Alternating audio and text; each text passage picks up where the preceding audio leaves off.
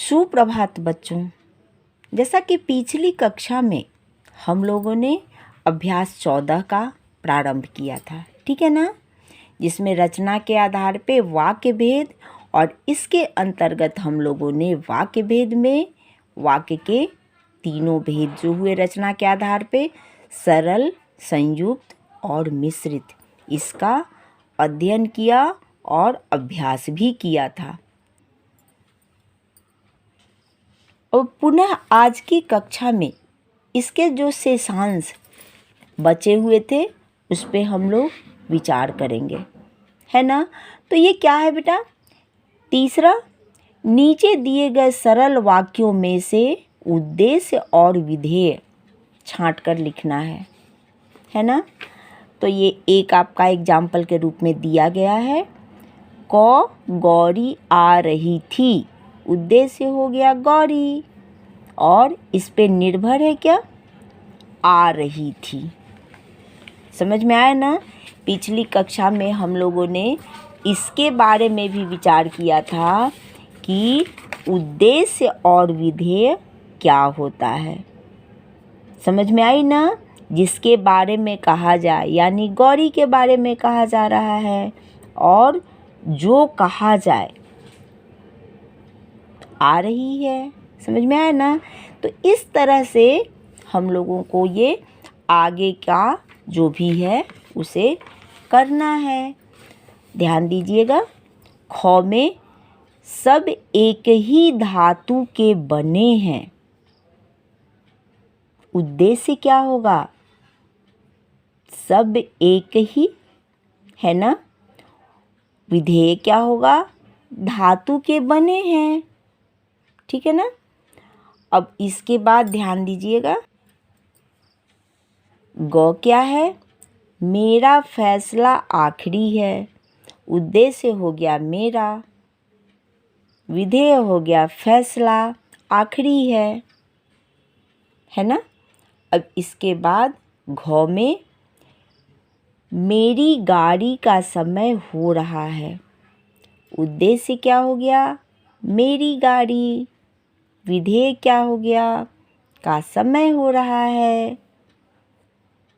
अंग क्या है? मुझे रुपया नहीं चाहिए, उद्देश्य हो गया मुझे, विधेय क्या हो गया? रुपया नहीं चाहिए। समझ में आ रही है ना। इस तरह से हम लोगों ने सरल वाक्य के उदाहरण का स्पष्टीकरण किया। अब आ जाइए, ये चौथा जो है, नीचे दिए गए दो दो वाक्यों को मिलाकर संयुक्त वाक्य लिखिए। संयुक्त वाक्य होता है ना, दो स्वतंत्र वाक्य जिसको कि योजक शब्द से जोड़ा जाता है। अब देखिए ये इसमें वाक्य क्या है? सोहन घर आया। दूसरा वाक्य क्या है? उसने खाना खाया। समझ में आ रही है। इसको हम किस योजक शब्द से जोड़ेंगे? सोहन घर आया और खाना खाया। समझ में आई ना। अब ये ख, आप मिठाई खाएंगे। दूसरा, आप नमकीन खाएंगे। ध्यान दीजिएगा, ये दोनों प्रश्न सूचक चिन्ह है, यानी ये दोनों प्रश्न सूचक वाक्य है ना। तो क्या क्या किस योजक शब्द का यहाँ हम प्रयोग करेंगे? आप मिठाई खाएंगे या नमकीन खाएंगे। समझ में आई ना। आप मिठाई खाएंगे या नमकीन, प्रश्न सूचक चिन्ह, ये भी चल जाएगा। समझ में आ गई ना। अब ध्यान दीजिएगा, तीसरा गौ, वह दौड़ना चाहता था।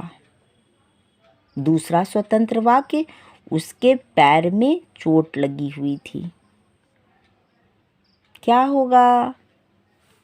वह दौड़ना चाहता था लेकिन उसके पैर में चोट लगी हुई थी। है ना, कोई दिक्कत नहीं, क्लियर। यानी इस तरह से योजक चिन्हों का प्रयोग करते हुए हमने दो स्वतंत्र वाक्यों को जोड़ करके और क्या बनाया, संयुक्त वाक्य बनाया। अब ये ध्यान दीजिएगा, शेष कुछ और हैं अगले पृष्ठ में। क्या है बेटा, बारिश हो रही थी। दूसरा स्वतंत्र वाक्य क्या है, मेरे कपड़े भीग गए। किस योजक चिन्ह का हम शब्द का प्रयोग करेंगे, बारिश हो रही थी इसलिए मेरे कपड़े भीग गए। समझ में आई ना, बारिश हो रही थी इसलिए मेरे कपड़े भीग गए। है ना। अब उसके बाद अंतिम क्या है, वह मुझे नहीं जानता। दूसरा क्या है, मैं उसे नहीं जानता। है ना। अब इसको योजक चिन्ह का प्रयोग करके कैसे पूरा करेंगे, वह मुझे नहीं जानता और मैं उसे नहीं जानता। समझ में आया ना। इस तरह से हमने योजक चिन्हों का प्रयोग करते हुए और ये संयुक्त वाक्य का अभ्यास कार्य पूरा किया। अब ध्यान दीजिएगा, अंतिम जो बचा हुआ है वो आपका क्या है, नीचे दिए गए संयुक्त वाक्यों में से योजक शब्द हटाकर उसे दो स्वतंत्र वाक्यों के रूप में लिखना है ना। ये भी संयुक्त वाक्य का ही दिया गया है अभ्यास कार्य में, लेकिन जो हमने दो वाक्यों को जोड़ करके और एक संयुक्त वाक्य बनाया था, अब यहाँ वो दोनों योजक चिन्ह हटा करके, योजक शब्द हटा करके और दो स्वतंत्र वाक्यों को बताना है। ठीक है, चलिए। अब ये क क्या है, उसने बहुत परिश्रम किया और वह कक्षा में प्रथम आया। ठीक है, अब क्या होगा, क में उसने बहुत परिश्रम किया। दूसरा वाक्य क्या होगा, वह कक्षा में प्रथम आया। आगे ध्यान दीजिएगा, ये आपका ख में क्या है, सुबह हो गई और चिड़िया चहचहा रही थी। है ना। दो वाक्य क्या होगा, पहला सुबह हो गई थी, दूसरा होगा चिड़िया चहचहा रही थी। तीसरा आइए, वह गाना चाहता था किंतु उसका गला खराब था। यहाँ दोनों वाक्य क्या होगा, पहला वह गाना चाहता था, दूसरा क्या होगा, उसका गला खराब था। ठीक है, अब चलिए घ, डॉक्टर ने रोगी को देखा और दवाई दी। क्या होगा, डॉक्टर ने रोगी को देखा, दूसरा क्या होगा, दवाई दी। ठीक है ना। अब ये नेक्स्ट आपका, रात अंधेरी थी और चारों ओर सन्नाटा छाया हुआ था। क्या होगा, रात अंधेरी थी, दूसरा क्या होगा, चारों ओर सन्नाटा छाया हुआ था। इस तरह से हम लोगों ने संयुक्त वाक्य का पूरी तरह से, है ना, कहीं वाक्य के माध्यम से योजक चिन्ह, योजक शब्द जोड़ करके, और आगे ये योजक शब्द हटा करके दो स्वतंत्र वाक्य के रूप में अभ्यास कार्य को पूरा किया। अब आगे हम लोग ये तीसरा, कौन सा,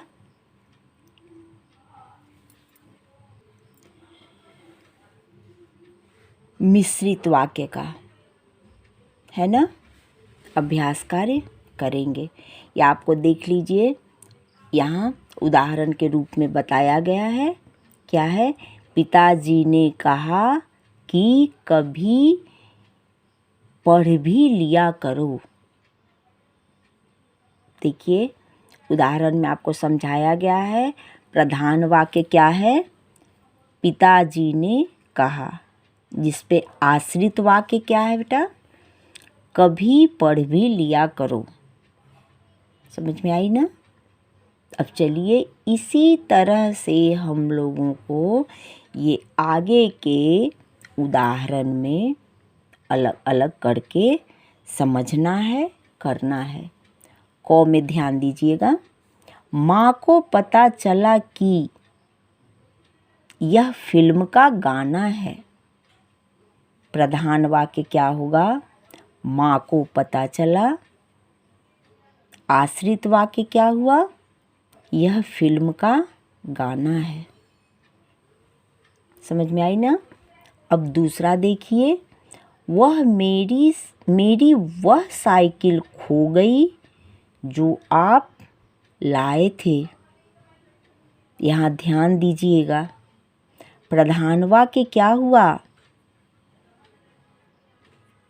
आप लाए थे। समझ में आई? सॉरी, यहाँ ध्यान दीजिएगा, मेरी वह साइकिल खो गई। प्रधान वाक्य कौन? जो आप लाए थे। ठीक है ना? अब चलिए ये नेक्स्ट क्या है? तय हुआ कि अन्य विशेषज्ञों से की राय ली जाए। समझ में आया? प्रधान वाक्य क्या हुआ? तय हुआ। और उसके बाद इस पे आश्रित वाक्य क्या हो गया? अन्य विशेषज्ञों की राय ली जाए। ठीक है ना? अब चलिए घ, मास्टर जी नाराज हो गए क्योंकि बच्चे शोर मचा रहे थे। प्रधान वाक्य क्या हुआ? आपका बच्चे शोर मचा रहे थे, है ना? आश्रित वाक्य क्या हो गया? इसलिए मास्टर जी नाराज हो गए, है ना? चलिए अब उसके बाद अंग, नीना की नानी का देहांत हो गया क्योंकि वह बीमार थीं। प्रधान वाक्य वे बहुत बीमार थीं। आश्रित वाक्य नीना की नानी का देहांत हो गया। ठीक है ना? अब चौ में वह सुंदर फ्रॉक थी जिस पर सितारे लगे हुए थे। प्रधान वाक्य क्या हुआ? वह फ्रॉक सुंदर थी। आश्रित हो गया जिस पर सितारे लगे हुए थे। आशा है आप लोगों ने भली भांति इसको समझ लिया होगा। प्रधान वाक्य, मेन वाक्य, आश्रित जिस पे वो आश्रित हो, डिपेंडेंट हो, है ना? इस तरह से कहीं आगे भी हो सकता है और कहीं पीछे भी हो सकता है ना? तो इस तरह का ध्यान रखते हुए और तब हम इस तरह के वाक्य को में से प्रधान वाक्य और आश्रित वाक्य को अलग करते हुए, समझते हुए, और तब फिर हम इसका ये आपका मिश्रित वाक्य का उदाहरण बताएंगे और अलग करेंगे, है ना? चलिए आज के अभ्यास कार्य में हम लोगों ने ये तीनों सरल, संयुक्त और मिस्र तीनों वाक्य के से संबंधित अभ्यास कार्यों को पूरा किया। शेषांश अगली कक्षा में। धन्यवाद बच्चों।